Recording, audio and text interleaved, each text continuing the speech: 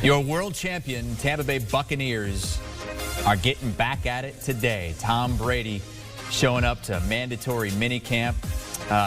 They've got all 22 starters returning. Bruce Arians just got a raise yesterday, like the GM, got a contract extension. Buccaneers, not the favorites to win it all, but the favorites in the NFC.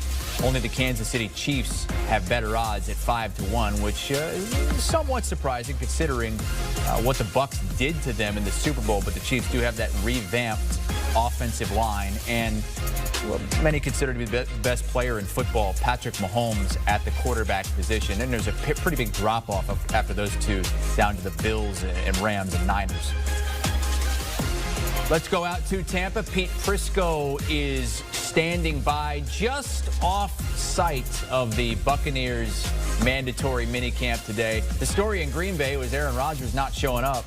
Tom Brady is there. A little bit of a brace on the knee, throwing some balls around, and Pete Prisco said earlier that looked pretty good today at camp. Pete, so let's start with Tom Brady. What kind of role is he going to have this week at minicamp? Well, he's taken part, and, there was some thought that he might not. And, in fact, Bruce Arians, the coach, said, look, we might hold him out and limit him a little bit. No chance. He went right in, and Tom Brady pushes. He wants to be a part of it. They were wise, though. They did hold him out of the blitz drills. They don't want anybody around his legs. And Tom Brady looked like the same old Tom Brady. He was, getting the ball out of his hands, hitting some shots in the middle of the field. He did throw a pick six. That's a little concerning. Russ Cockrell got him for a pick six, but he looked great. This team is loaded, and Tom Brady understands the offense now. Remember, he came in last year and was learning on the fly, and that's one thing Bruce Arians said. He knows the offense now. Returning all 22 starters, Team Brass just got contract enhancements yesterday with Bruce Arians getting a raise, GM Jason Light being extended. Got to be a bunch of happy people out there. Yeah, and it's interesting because there was a lot of pressure on Jason Light, and there was some thought that he might be in trouble if this thing didn't turn around. And now here he is getting a long-term contract extension. Bruce Arians just got more money because clearly he's going to probably coach until Tom Brady says goodbye, which whenever that is, who knows. But I think for Jason Light, it was a good move. It's a smart move. This roster is deep and talented. They've had some really good drafts, and it wouldn't shock me at all to see this team be a better football team than they were a year ago. A lot of mock drafts had Tampa adding a running back, but they're sticking with Leonard Fournette and Ronald Jones. How do you see those two splitting things up this season? Well, they did add Giovanni Bernard, and I think he's going to be a guy that can help him in the passing game and third down situations, something Tom Brady really likes. Remember, he had James White, who ironically was a high school teammate of Gio Bernard down at Fort Lauderdale St. Thomas Aquinas High School, and now he has Gio Bernard in that role, and I think he'll help from that standpoint. And as far as Leonard Fournette, look, Leonard Fournette had all kinds of problems and issues in Jacksonville. He wasn't a great player there, and they got rid of him. But he came here. Bruce Arians had a nice talk with him. He said, look, I need you straighten out or you might not be here. He straightened out. He became dedicated to the craft, and he ended up being a big part of what they do. I think the running back position is fine. It doesn't need one star runner. They have three guys who can handle different aspects of being a running back. All the talk is about Tom Brady, the best quarterback of all time, 7th Super Bowl championship, but it was that pass rush that won them that championship last season. What have you seen so far from their pass rushers? Well, you look at that pass rush. Shaq Barrett's back. He's going to be a big part of what they do. And he didn't have the same type of season that he did the year before, but he did bounce back in the postseason, played very well, had 3 sacks against Green Bay. Jason Pierre-Paul is here again. Sue is back, Ndamukong Suh. And don't forget, they didn't have Vita Vea for much of that season. He came back. He's healthy again. And they did draft Joe Tryon. Joe Tryon was back on the field today. He's been limited somewhat, but he was on the field today, their first-round pick out of Washington. So you look at this team, they're going to be even better. And I hate to keep saying that. I'm not saying they're going to win the Super Bowl, but this will be a better team. And Bruce Arians made a good point to me. He said, look, we won the conference, we won the Super Bowl, and those banners are inside the field house. They didn't win the division. That gives them something to really shoot for and motivate this team, because you know how that is. Guys come back, they might be complacent. You didn't see it on the first day of minicamp, I can tell you that. Pass rush is the name of the game this day and age in the NFL, but that young secondary performed well above expectations in that playoff run. What do you expect from them this season? I think they're going to be even better.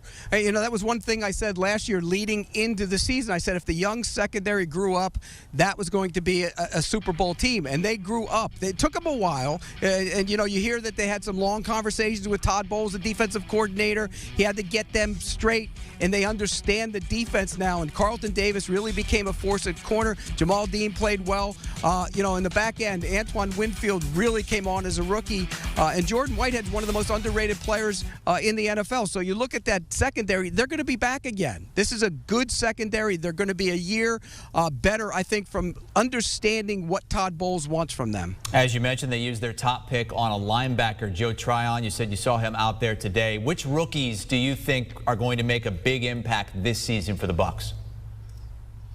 I don't think there's going to be much. I really don't. I think this is a team, when you look at it on paper, you know, I mentioned, and you talked about all the guys coming back, and they had some depth behind those guys. So, you look, if Tryon gets on the field in some pass rush situations and helps in the rotation, I think that's what you can expect from him. But other than that, I don't think you're going to get a lot from this rookie class in Tampa Bay, and quite frankly, that's a good thing. Yeah, we'd certainly hope that you wouldn't see anything from Kyle Trask, who they took with their second pick in the second round. That would mean bad things for Tom Brady.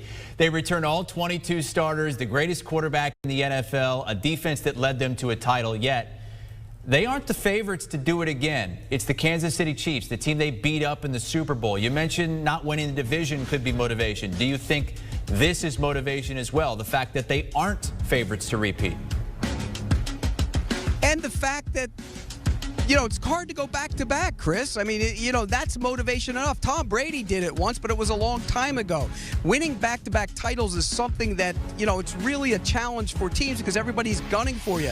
The difference is they won a title, and I talked to some of their guys, you know, some of the PR people about this. They won a title last year, but it really was a title with a little asterisk next to it because you didn't get to feel it. You didn't get to enjoy it. You didn't have Super Bowl media day. You didn't have all the stuff that goes with winning it. Yeah, they won it. There weren't many fans, their own fans, in the stand. So, and they had to deal with COVID protocols on a daily, weekly basis, who's in and who's out. I think going back with all that as a backdrop and trying to win it again is motivation enough for this group. Pete, we're going to get your full conversation with Bruce Arians a bit later this afternoon, but what was the one thing that stood out when you spoke with him today? Well, I think he's embracing the fact that this is the best team, and that's what you expect from Bruce Arians. You know, most coaches will go, oh, that's you guys saying that. He doesn't. He doesn't shy away from it. He says bring it on. He basically likes the challenge. He likes the way it's going to motivate his team. The other thing he said was this: 90% of their offense will be in by the end of the week. Think about that. And this is a team that hasn't been around. This is the first day he's been with the veterans because they haven't had their OTA days. They've had them, but the veterans haven't been here. 90% of their offense will be in by the end of the week, and that means they hit the ground running when they come back for training camp. Pete Prisco in his element there in front of the palm trees, got that nice summer tan going and the Vineyard Vines polo shirt. This is peak summer Pete. Thank you so much. Pete Prisco joining us here on CBS Sports HQ. Dane doing a great job with the camera work as well. Good looking stuff. Bucs plus 650 to win the Super Bowl. Second favorite behind the Chiefs, plus 325 to win the NFC. They are the favorite in the conference. And the over-under win total, 11.5 with a little bit more juice on the over. Do you want a sports network that delivers everything that matters about the game? The highlights, the picks, the instant analysis. No yelling, no fake debates, no politics. Hit the subscribe button and never miss a moment.